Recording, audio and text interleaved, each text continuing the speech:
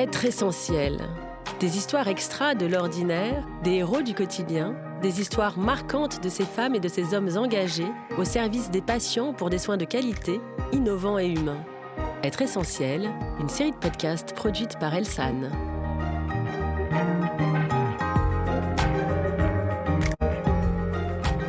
Aujourd'hui, je suis avec Stéphanie Noël, 47 ans et aide-soignante au centre hospitalier privé de Brest. Elle a opéré une reconversion professionnelle afin de devenir réflexologue pour les soignants. Elle va nous raconter tout de suite son parcours. Bonjour Stéphanie. Bonjour. Alors, est-ce que vous pouvez nous raconter votre parcours ?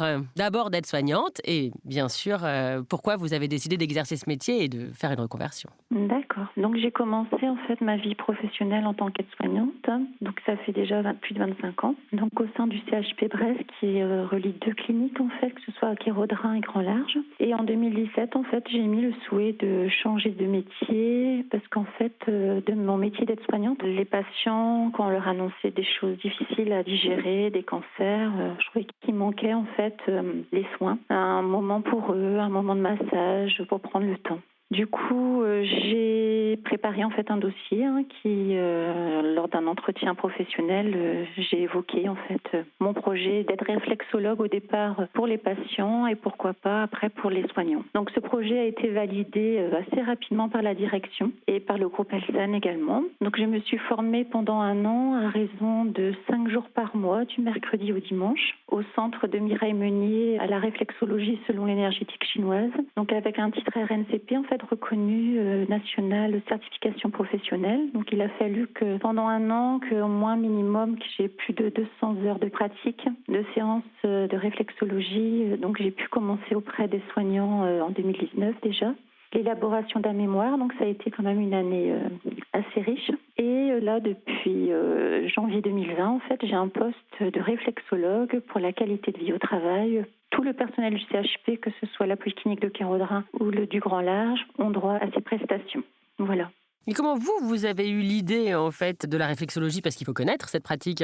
Oui, moi j'ai toujours aimé en fait déjà masser, je suis adepte aussi du yoga et la réflexologie en fait procure un tel bien-être que c'est pas juste un massage en fait. La réflexologie est une discipline qui fait partie en fait des techniques naturelles, que le pied en fait c'est le miroir du corps. Il y a plus de 7200 terminaisons nerveuses au niveau des pieds et le fait de masser ces zones, on envoie une information au corps pour détendre des tensions, que ce soit le sommeil, des tensions nerveuses, tout ce qui est musculo-squelettique, que je vois beaucoup en fait lors de mes massages, c'est 80% en fait de mes séances, des tensions du dos, de la nuque, les épaules jusqu'aux mains. Et alors, comment ont réagi vos collègues ? Ils connaissaient cette méthode ? C'est vrai que quand j'ai évoqué en fait à mes propres collègues que je connais depuis plus de 20 ans, elles me disaient « Ah oui, c'est très bien », mais elles ne connaissaient pas et il a fallu progressivement aussi, les gens que je ne connaissais pas sur la clinique, que j'arrive aussi à les faire venir jusqu'à moi en fait, parce que même si c'est gratuit, 1 heure pendant le temps de repos, il faut aussi que les gens veulent bien se déplacer pour venir me voir, quoi. Donc il a fallu que je vends en fait entre guillemets les bienfaits de la réflexologie. Et même en chiffres, en fait, sur l'année 2020, parce que là, je suis en train de faire mon bilan de l'année, on est un peu plus de 560 personnels CDD, CDI compris. J'ai vu quand même 310 personnes sur l'année 2020. Donc, je suis quand même assez satisfaite de moi-même, parce que c'est un peu plus de la moitié quand même. Est-ce que vous avez des anecdotes ? Est-ce que vous êtes rendu compte que ça a aidé vos collègues ? J'évoque souvent en effet de séance. J'avais une personne en fait qui venait vraiment pour la détente et pour la découverte.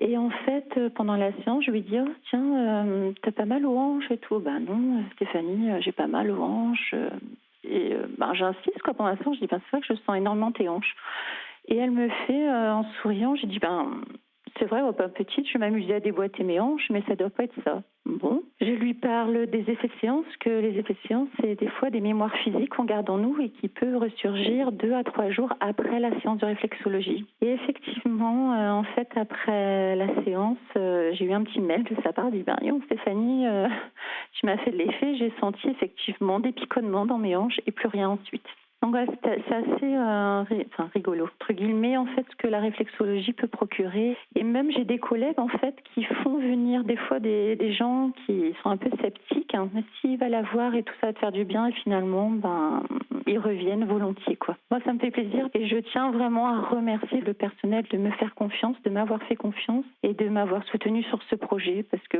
même si c'était validé par la direction, pour moi, c'était pas gagné non plus. Et là, les retours de séance sont pour moi la preuve que la réflexologie a vraiment sa place au sein des entreprises, pas que dans le médical.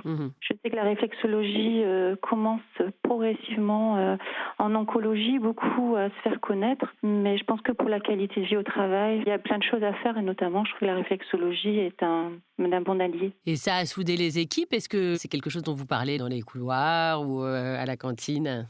Oui, en fait, quand je les croise, c'est rigolo parce que je connais pas tout le monde. Tiens Stéphanie, j'ai pris une séance avec toi. Les gens parlent en fait. C'est beaucoup le bouche à oreille qui fonctionne bien parce que j'ai fait des affichages. Je suis souvent passée au début quand j'ai commencé à faire mon plein temps sur la clinique. Les gens parlent en fait. Si tu devrais la voir parce que j'ai autant de personnel de nuit que de jour aussi qui viennent à mes séances. Ouais. Et donc est-ce qu'on peut dire que c'est un peu comme une famille, ce centre hospitalier? Oui, ça donne un climat de bienveillance. J'ai l'impression que les gens viennent là maintenant pour vraiment avoir vraiment un bien-être en fait. Et je ressens qu'on peut pas être bien si on n'est pas bien déjà dans notre peau. Ça commence par ça. Prendre soin de soi déjà avant de donner aux autres. Et moi, c'est ma philosophie. Il y a des années, j'aurais pas dit ça. Mais maintenant, après avoir eu des soucis de dos, je suis passée par là aussi. Et c'est là que j'ai eu le déclic en me disant, faut que je prenne soin de moi. Et pendant la séance, souvent, je dis, tiens, est-ce que t'as pas essayé parce que moi, j'ai essayé le shiatsu il y a pas longtemps, d'autres techniques, l'hypnose. Et je partage à mes collègues et étonnamment, ils disent, tiens, j'ai appelé la personne que t'as été voir. Même des fois, je fais la réflexion à certaines personnes que je vois, je dis, tu te trouves pas mieux qu'avant? Oui, je prends le temps pour moi. Ouais. Et c'est moi mon plus grand plaisir que les gens prennent en compte leur santé. Et est-ce que c'était un choix de travailler dans un groupe hospitalier privé? Oui, c'était un choix de ma part. Ouais. Pour quelle raison?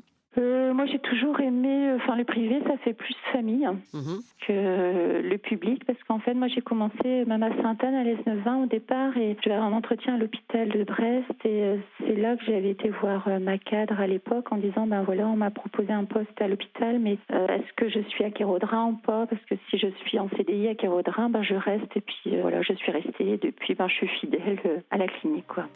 Merci Stéphanie. Alors une dernière chose, si vous deviez parler à une jeune personne qui hésiterait à faire votre métier, que pourriez-vous lui dire pour la convaincre?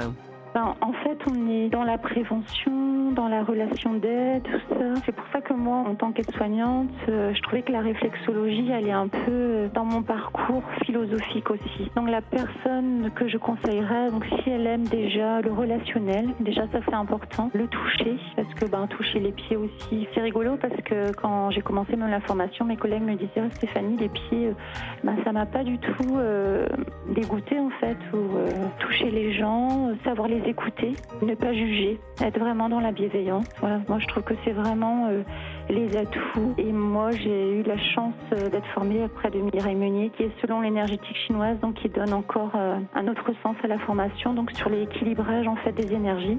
Puis je vous invite un jour peut-être à venir tester avec moi. Avec grand plaisir. Je vous remercie beaucoup Stéphanie et à bientôt. Au revoir Stéphanie. Au revoir, merci.